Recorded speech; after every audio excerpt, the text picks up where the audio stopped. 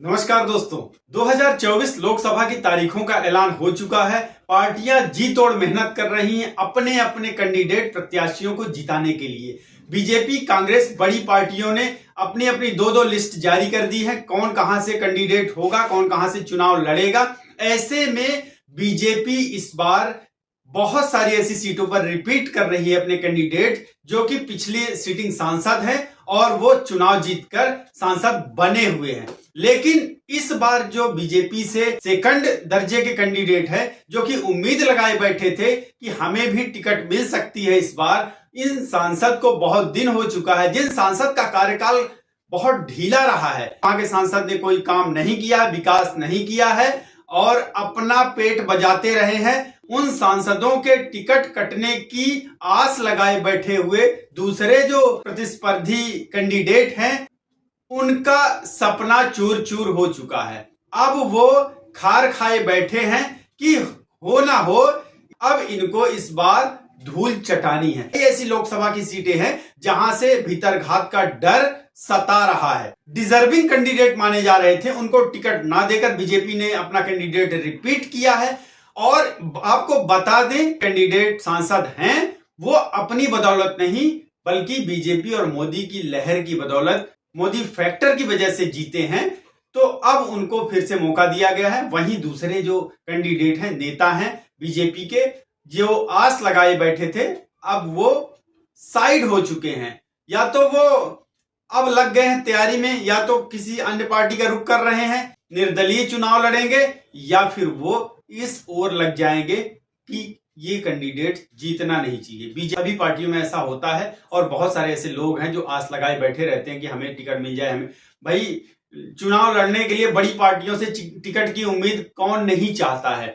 ऐसे में दोस्तों को उतारकर जो भीतरघात अपनाया है, भीतरघात की दुश्मनी मोल ली है, वो आप लोगों से छुपी नहीं है।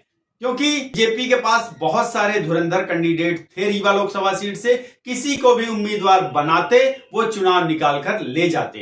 लेकिन बीजेपी ने ऐसा नहीं किया। माननीय उप मुख्यमंत्री राजेंद्र शुक्ला की बदौलत जनार्दन मिश्रा को फिर से टिकट दिया है। जनार्दन मिश्रा फिर से चुनाव लड़ रहे हैं और अपोजिशन का भी पता नहीं। कांग्रेस पार्टी अभी होल्ड कर रखी है रीवा लोकसभा की सीट को। यहां पर नीलिमा मिश्रा का नाम चल रहा है, अभय मिश्रा की पत्नी का नाम चल रहा है। वहीं अजय मिश्रा उर्फ बाबा, इनका भी नाम सामने आ रहा है। इन्हीं दो कैंडिडेटों में से कांग्रेस पार्टी विचार कर सकती है, या फिर कांग्रेस पार्टी इस ताक में भी है कि अभी भी अजय सिंह राहुल मान जाएं, कम से कम रीवा से तो चुनाव लड़ लें। क्योंकि उन्होंने सतना और सीधी को रिजेक्ट कर दिया और ये बोल दिया कि अब वो लोकसभा का चुनाव नहीं लड़ेंगे, अब उनका ये आखिरी चुनाव है। कांग्रेस पार्टी के बड़े बड़े लीडर इस बार चुनाव लड़ने से कतरा रहे हैं। उनको कहीं ना कहीं भय है, अंदरूनी भय है कि इस बार चुनाव अगर लड़ते हैं उनकी राजनीति ही खत्म हो जाएगी। और ऐसा शायद है भी, क्योंकि उम्र दराज जो जितने भी नेता हैं वो उनको अब चुनाव से किनारा ही करना उचित रहेगा। क्यों? हारने के बाद उनका मार्गदर्शन लेना भी पसंद नहीं करते हैं आजकल के नेता।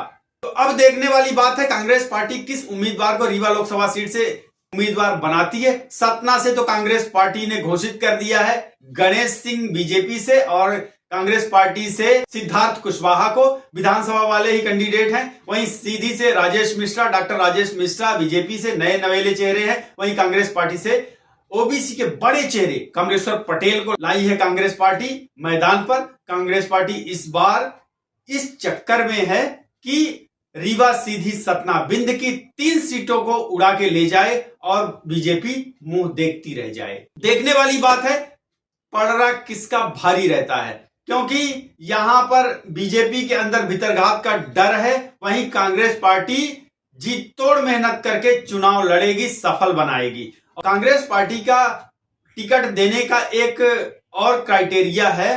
कांग्रेस पार्टी देख रही है कौन कैंडिडेट सशक्त है, कौन कैंडिडेट आर्थिक रूप से मजबूत है, उसको भी टिकट दिया जा रहा है। क्योंकि कांग्रेस पार्टी के पास में फंड भी तो चाहिए चुनाव लड़ने के लिए। इतना सारा पैसा लगता है चुनाव के लिए, तो वो ये चीजें भी देखती है, जिले में उस कैंडिडेट का वर्चस्व भी हो, साथ साथ वो आर्थिक रूप से मजबूत भी है। खैर, ऐसा सभी पार्टियां देखती हैं आज की डेट में कि कौन कैंडिडेट मजबूत आर्थिक रूप से और सामाजिक रूप से भी सुदृढ़ है। तो इस तरीके से बन रहा है। अब चुनावों का ऐलान हो चुका है, आगे आने आचार संहिता लग चुकी है, आगे आने वाला समय बताएगा कौन कैंडिडेट कितने पानी पर है। गाइस, बने रहिए चैनल पर, चैनल को सब्सक्राइब कर लीजिए, वीडियो को लाइक करें, शेयर करें अपने दोस्तों के साथ में।